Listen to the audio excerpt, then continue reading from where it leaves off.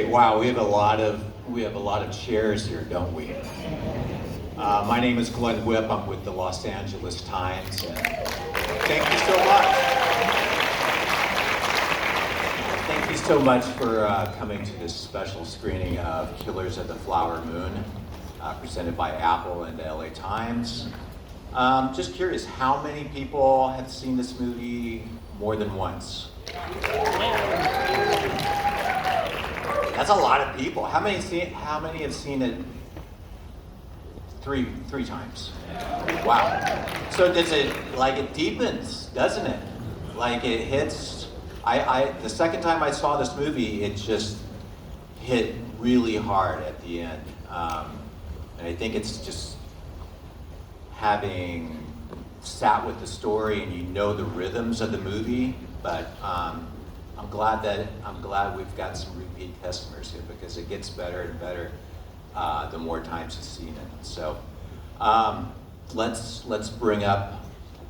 fill these chairs, won't we?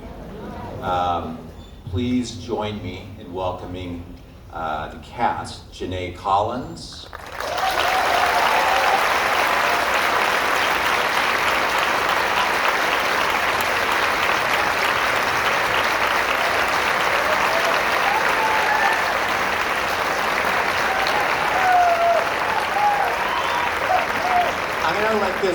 we're going to soak in the applause because one of our panelists is a little bit late. So I'm just going to please join me in welcoming Jillian Dion.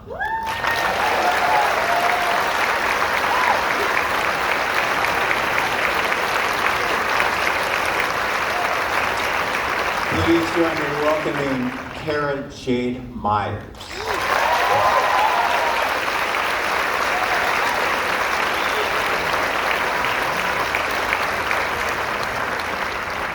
Please join me in welcoming Tantoo Cardinal.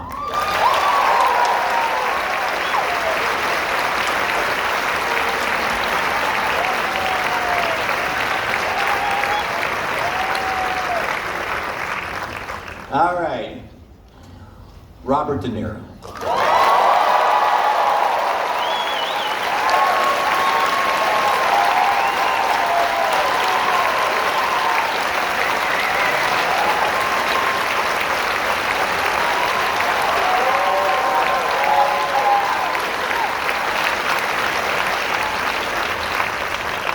Gladstone.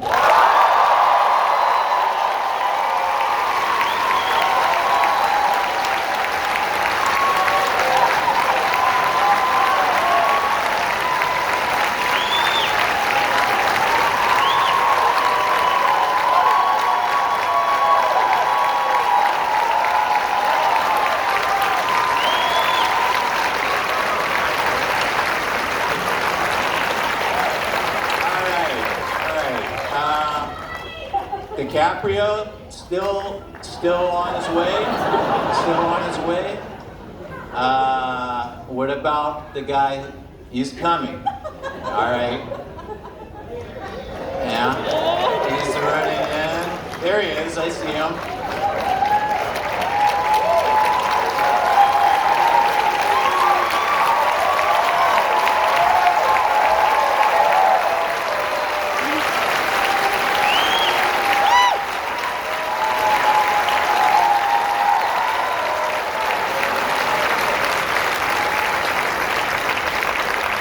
And of course, Martin Scorsese.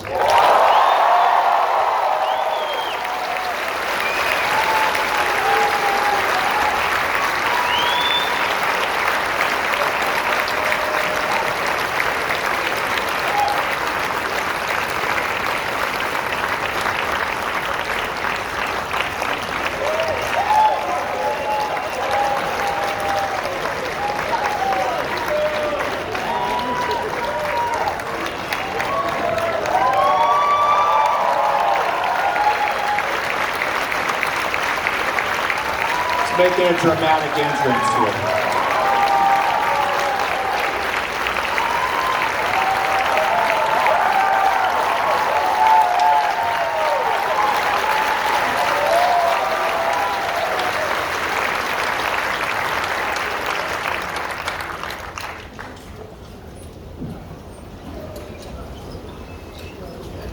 You good? All right.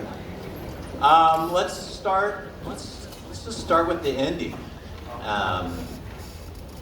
What was the inspiration for the radio show sequence, and that was where you landed on wanting to end the movie that way?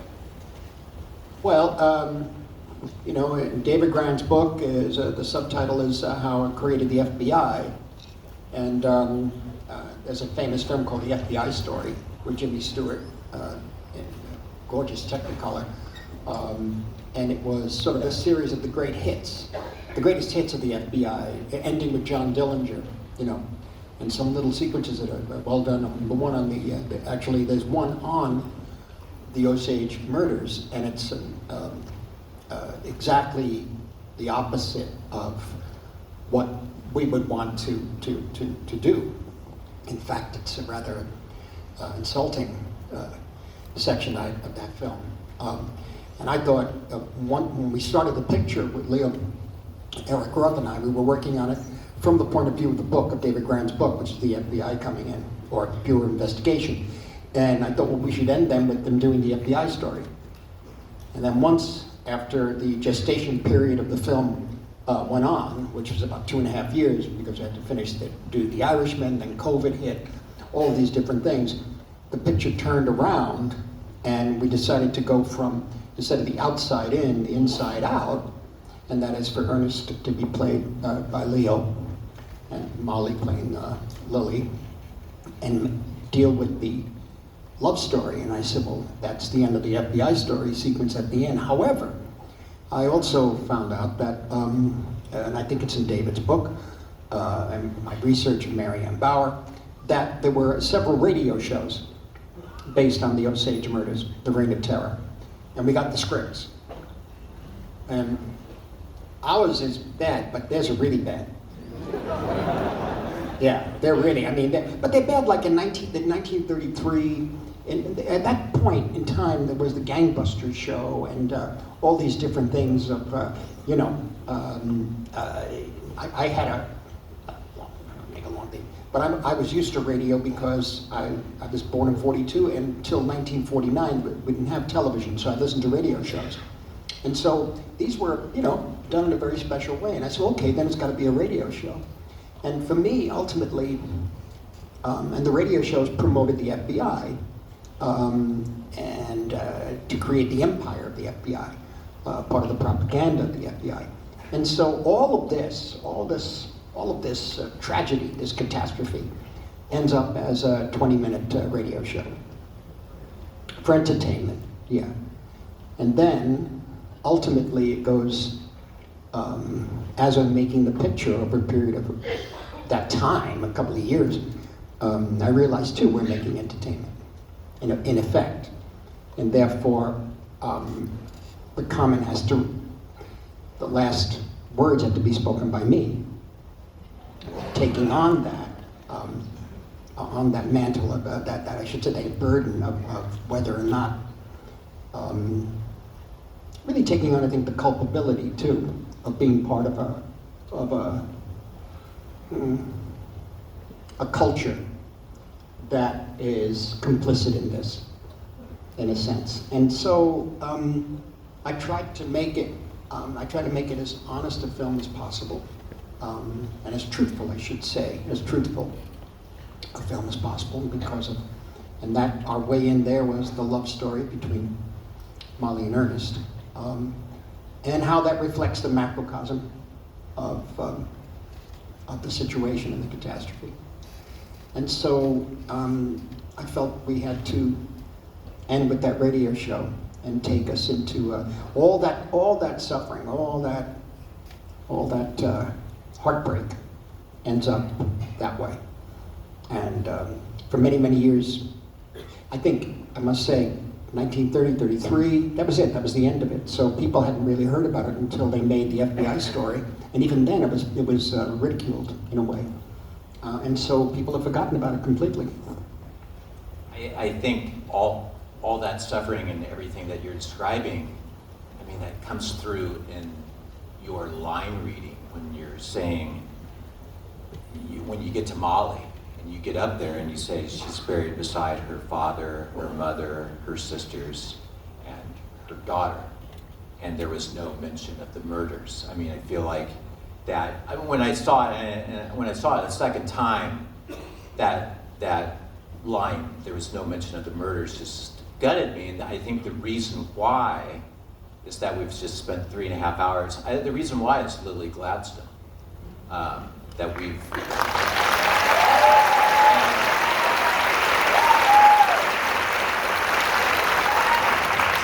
He has brought this character to life with such truth and power and given Molly a voice that, again, that the ending just gutted me. I think I've heard the story about your casting, Lily. I've heard it from Leo's talking about it, the Zoom call, where the Zoom call ended and Marty said, "That's it, we're hiring her." I wonder, Lily, on your end, when that Zoom call ended, what was going through your mind? How were you feeling?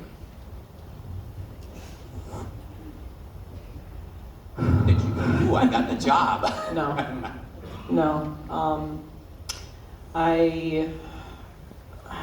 I kept thinking to myself how grateful I was we were in the age of Zoom, and that I could take this immense, terrifying meeting in the comfort of my own bedroom with my parents waiting in the living room, like couldn't wait to hear how it went. I knew how stimulated I was by our conversation. I knew how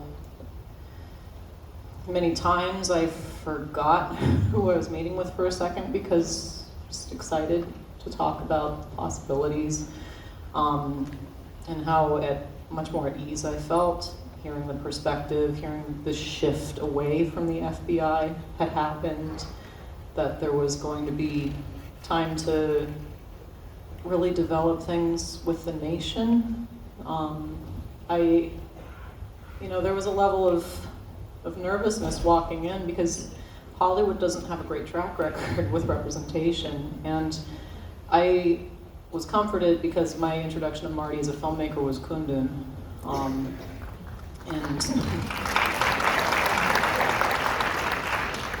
I didn't know Marty for Goodfellas. I didn't know him for Casino. You know, my dad put those on for me when I was too young to really get into them. But what's the one that stayed with me, the one that I actually watched and felt like, so knowing that Marty was capable of something like Kundun, I had faith that this was going to pan out in a positive way. But yeah, I don't know, my brain felt a little numb after the meeting. And I mean, Leo was making Don't Look Up then. He had just gotten to set and was settling into the place that he was staying. And, I had my sides next to me the whole meeting, expecting that we would do a chem read or something, and just never happened. So when it was over, I was just like, okay, next step is going to be the chem read. And then a week passes, I don't hear anything. 2 weeks pass, I don't hear anything. I'm like, okay, that was it. It's okay, I can let it go. But then December 1st, so I get a call from both of my reps, which means it's news. And I was expecting it was just a schedule for the chem read, but it was the offer. And screamed and threw my phone across the room, but then kind of took that moment to let myself be freaked out about it, but was immediately reminded that the day that I got that call on December 1st is the day that Molly Burkhart was born. It's her birthday. So nobody planned it that way. People were surprised later when I told them that, but it was just an immediate reminder to me that, okay, be excited for yourself for a second, be scared for a second, sure, but this isn't about you, this is about her, this is for her. And honestly, I think that's kind of was the guide for all of us, was Molly, was her family, was the legacy that, the Kyle sisters are just so loved by the community, and you know, my sister's sitting behind me, family sitting behind me, you know, just, it was, yeah, it's nuts. Yeah.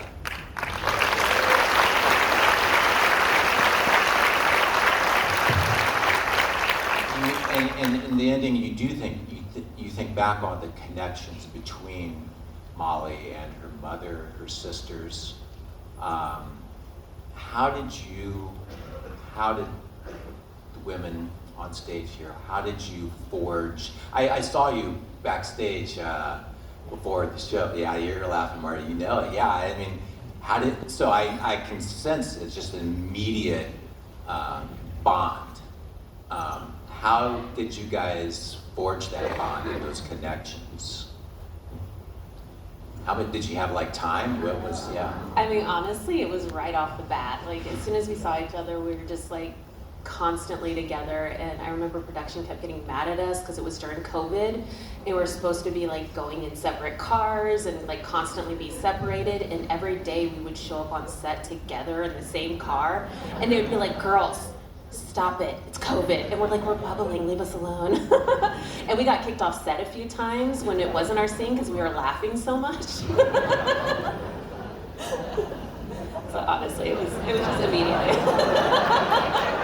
We would get the look from Marty and then we knew we were in trouble.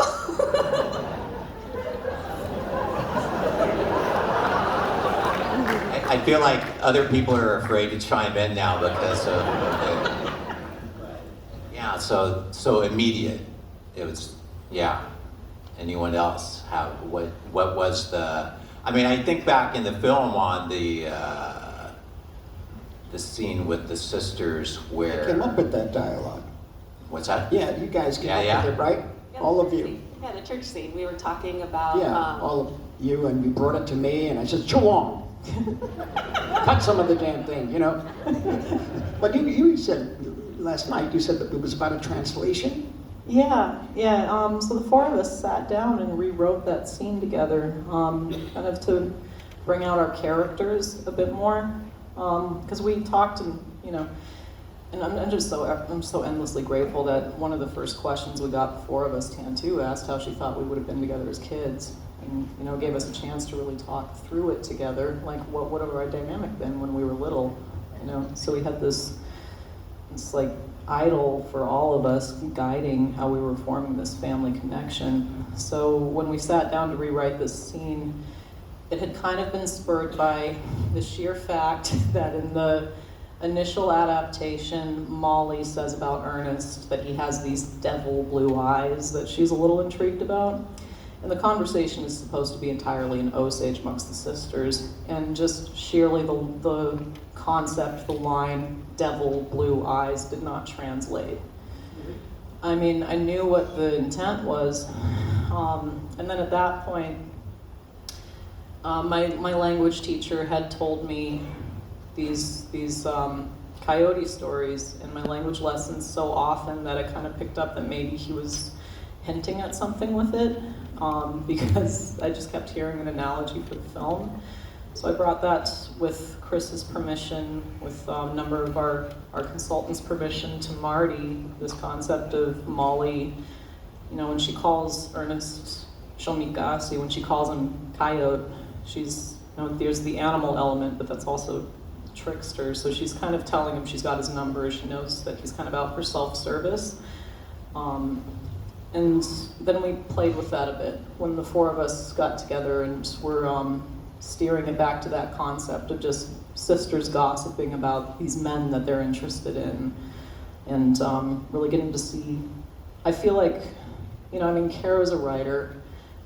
These two are phenomenal actresses, and we just knew who we were going to create, and just a good chance to show all of that. And then when we handed it to Marty, he signed off on it, and then our language teachers were like, yeah, this tracks, this translates, we can do this. So yeah, that was, that scene, it's kind of the one scene the four of us got together. You know, there's the wedding, but that was the scene that we had, and that was, you know, I just really cherished that we got the chance to do that. Yeah, I'd like to see like the extended cut of that scene because I feel like they had a lot more to say probably, right? There was a lot of laughing. There was like a lot of like takes and laughing and like moments where we were just kind of like looking at each other like, is this really happening? Just like, but it was super fun, and we had such a freedom to really play with the characters and the dialogue, and the learning of the lines was such an honor. So all of like it was my favorite scene. I love the whole movie, but it was my favorite scene. And to expound on that, if we have any natives in the room, you know we tease. That's how we show our love. I just remember getting sick off the macaroons. Well, because the first time I went to take a little bite and then I shoved the whole thing in my mouth because it fell apart. And then you were like, perfect. And then you got to do it again and again. I know. And then 12 takes later, I'm like, oh God, that's a lot of macaroons. That kind of life to it. And, because, as you say, it was the only scene with all the sisters really together, I let it play that way. Yeah. You mentioned the coyote and, you know, saying that to Ernest, I've got your number. And what's really interesting to me is that the first screenplay for this film, and you talked about this a little bit just now, Marty, but Ernest and Molly had 2 or 3 scenes, and that was it. And then it evolves into this really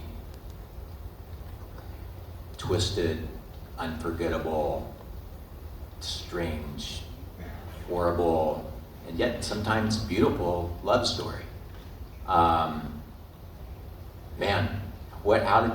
Just asking you, Lily and Leo, what did you guys make of their relationship? Because that's something you watch this film and you're constantly just thinking, what's going on here? You know, and you're always kind of reevaluating it. I mean, when we were finding it, we did, you know, we stuck to the text as it was, but we shot our early scenes multiple ways because we weren't fully sure, you know. And there was a long journey, it was a long film, it was a long relationship. So there was that element. What we kept leaning on though, and what we had to, you know, it's really the only job that we had, was to be there to listen to what the community was saying about this couple. And Marty, you've been saying so often this week and bringing up Margie Burkhart, the granddaughter of Ernest and Molly, who at the Gray Horse District got together collectively, signed a letter, and invited Marty and the filmmakers to come to a dinner. And there were 250 people from the community there who spoke up and voiced their concerns. A lot of them coming from, he was talking about the Jimmy Stewart FBI story. I mean, in that one, the only mention of Molly is when Ernest has got his feet to the fire. I guess that's a bad thing to say. When Ernest, the pressure is really on Ernest to confess, and when he does, he's blithering, he breaks down. I never wanted to marry Molly, I never wanted to marry her, he made me marry her. And it's like, it's that trope at the time of fate worse than death was to marry an Indian in these old movies, and that's what it felt like. I mean, that's The Searchers, John Ford, The Searchers, the fate worse than death was to be adopted into, married, and become an Indian. And that's kind of what that tone felt like. But the community, you know, Margie stood up and she said, you have to remember these 2 loved each other.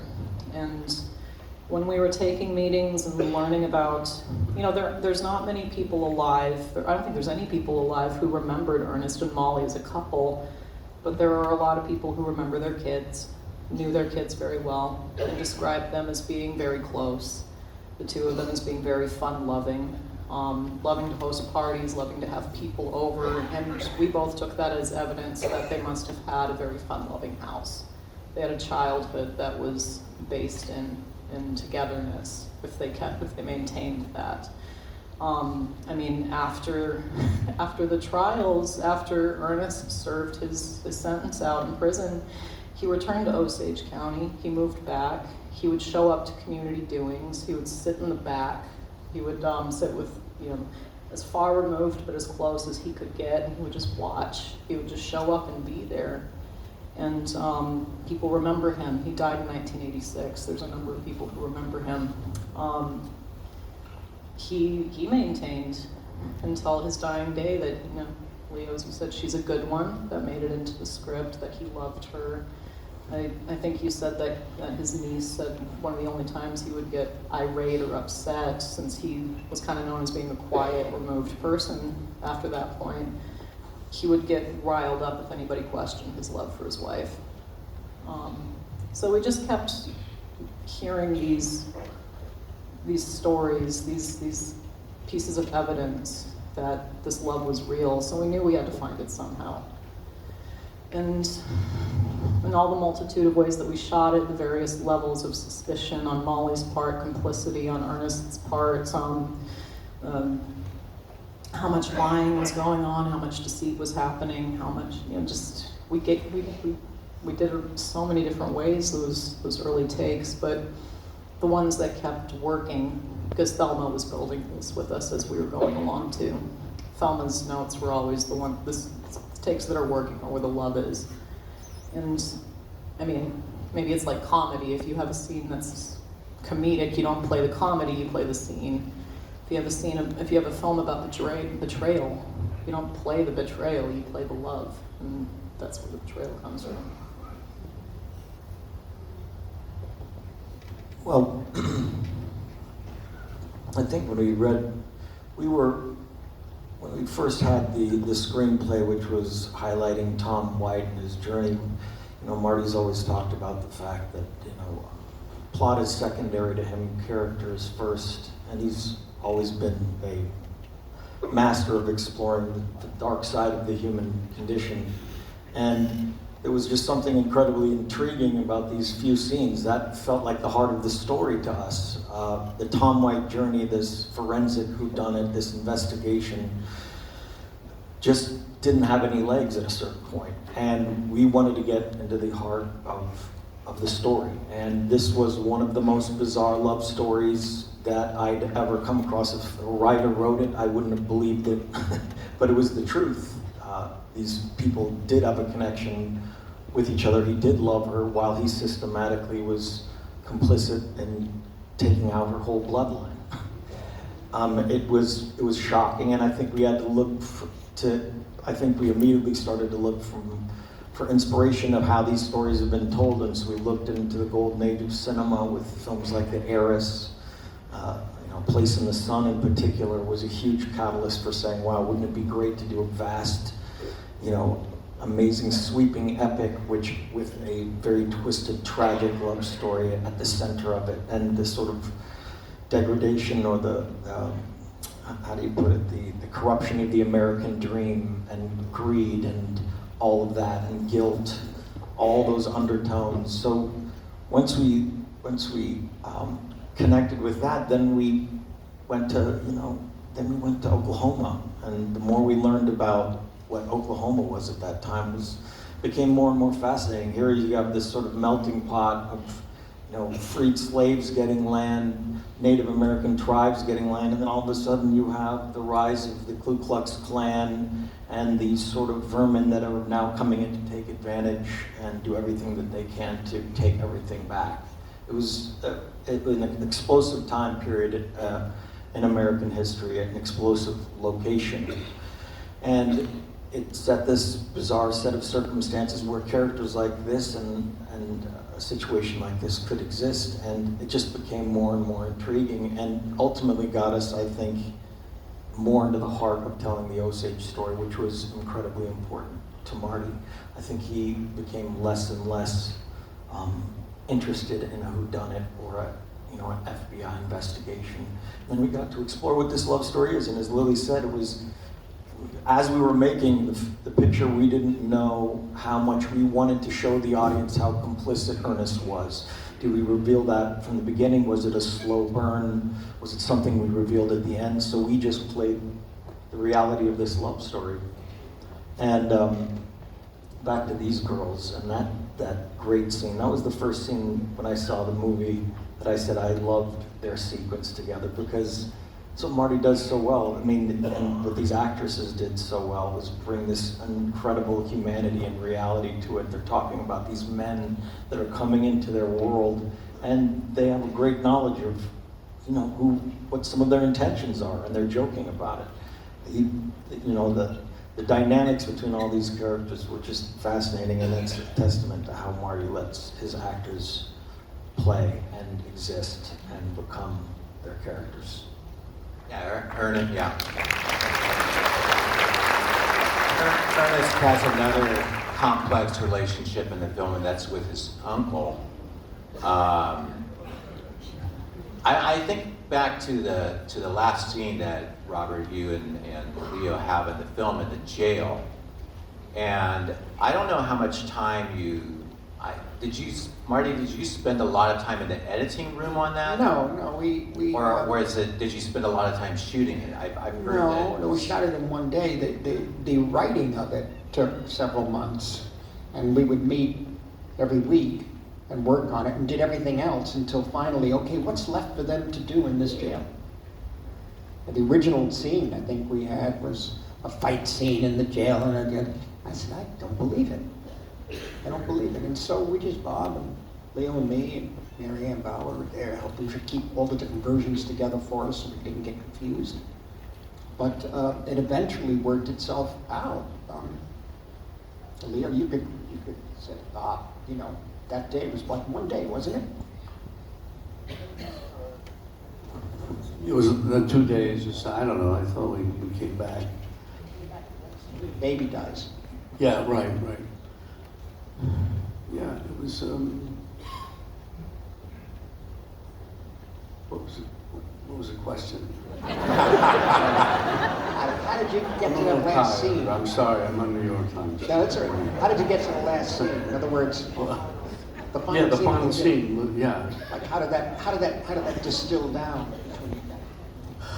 Well,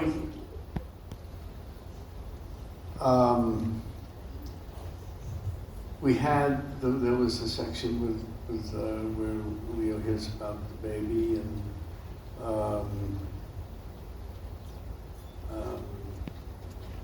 well, I can't remember what was in the script or what I felt. There was some kind of religious thing that I felt he had to do. What else was there to do for him except go there? Whether he really believed that or not, I don't know. It's another thing.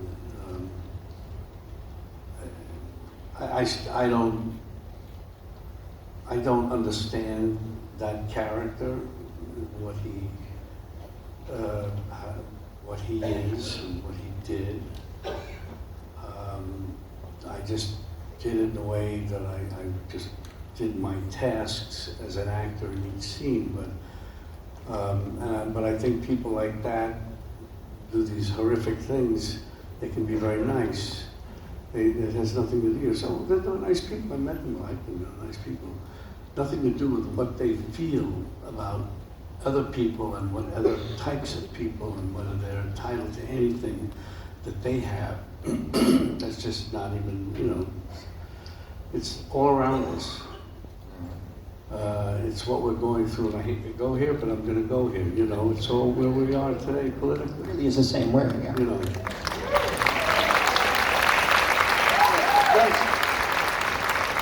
It does reflect everything now, yeah.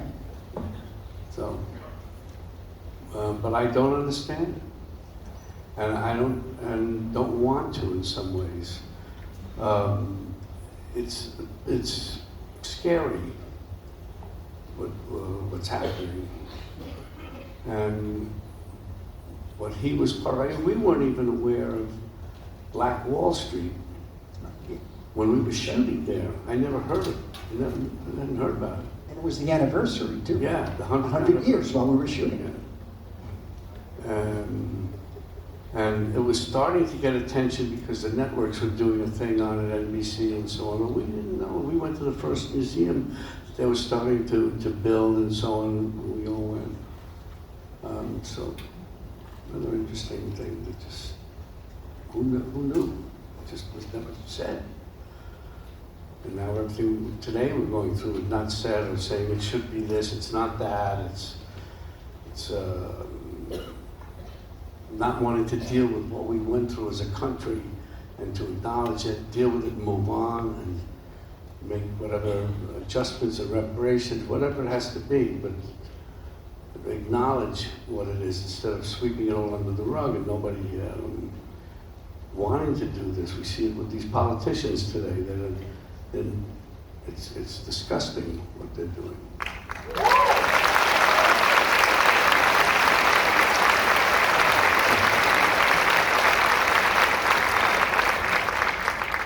We're allowing a person like Donald Trump, excuse me, and today is the third anniversary. We're allowing him, this pig,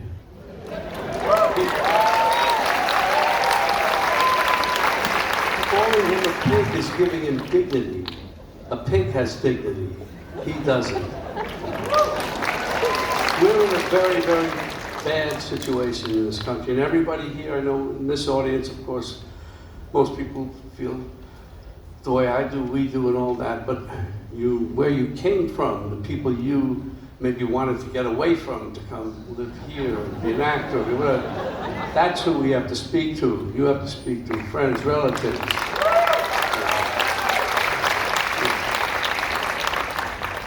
So anyway, sorry, I just had to say that. It's all about one thing, and as a part of the human condition. And the scariest thing is about power. Greed and power. And they'll do anything to hold on to power. Yeah. And that's what this story is too. It builds power. He's got it over them. He uses love, he manipulates love that way. At the end in the jail, the kid's walking away and he goes, "I love you, son." And he does. Yeah. He loves him. So it's really the power is the evil, really.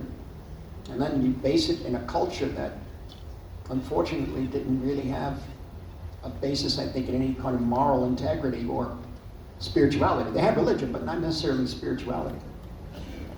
You know, not necessarily. I'm not saying all, but if they did, that wouldn't have happened, I believe. You talked about how you didn't want this movie to be, just a whodunit, because I think what you feel the movie is a who didn't do it. Yeah, who didn't do it is right. Yeah, but that all involves a lot of us too. Now too. So yeah, it kind of goes back to what Robert was saying about, okay, do you acknowledge it or do you sweep it under the rug? And even with the book that this film is based on, isn't it banned in it's some? banned. Yeah. I don't know if they could ban the film. Can they? Well, they probably can, but the book has been, so it's like The book is banned. we The don't point want is, it. you got to say these things. You got to find out who we are.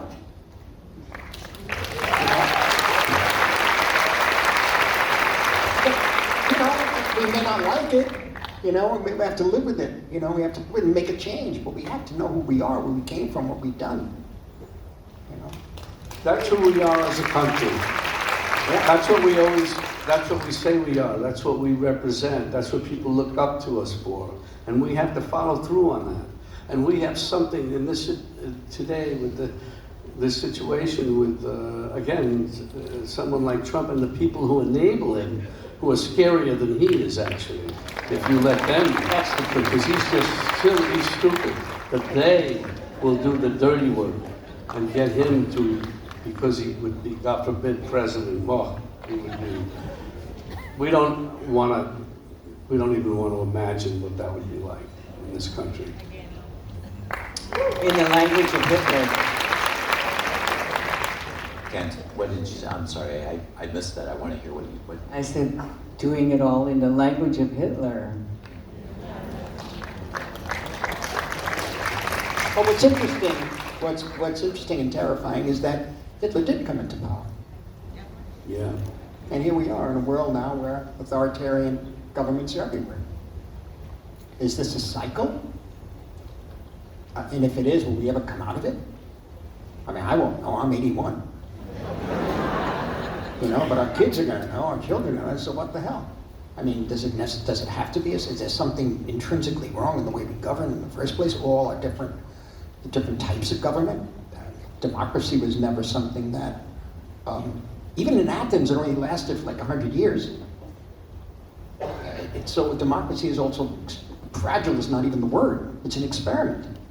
So it has to keep changing in order to remain new.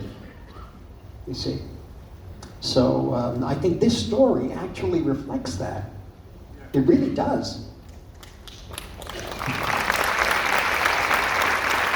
I think democracy was what was being offered in the beginning when the treaties were offered to be signed.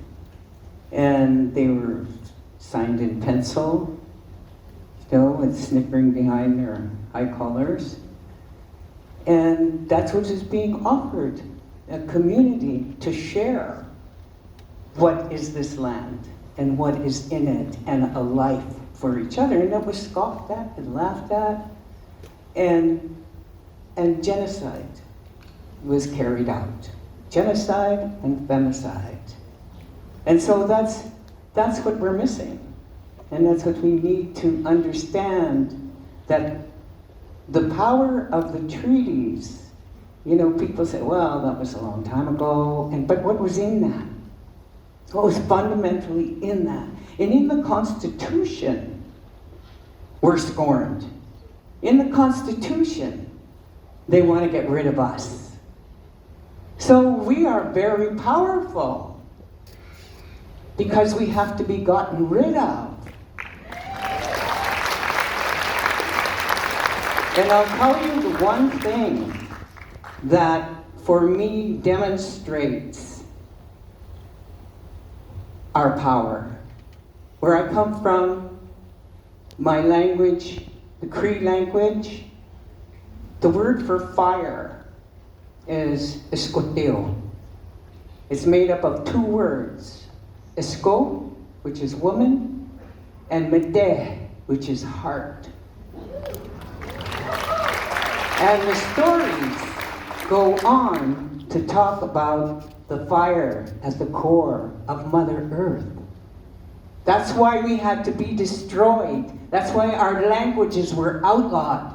That's why the Osage and every nation that still exists are reaching through the shroud of genocide and femicide and taking back the language, our names, our clothing, our hair, our worldview, everything that we had in the blueprint that exists here on this land.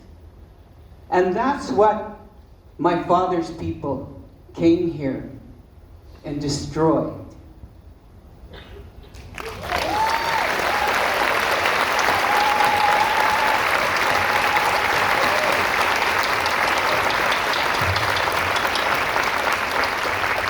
I was implored to keep this conversation to 30 minutes, and I got that sign about 5 minutes ago. We could keep talking for a long time. But so I just want to thank you for thank everyone here for making a movie to give us so much to think about and so much to talk about. And I think this conversation is going to be continuing for a long time. So, appreciate it. Thank you. Thank you.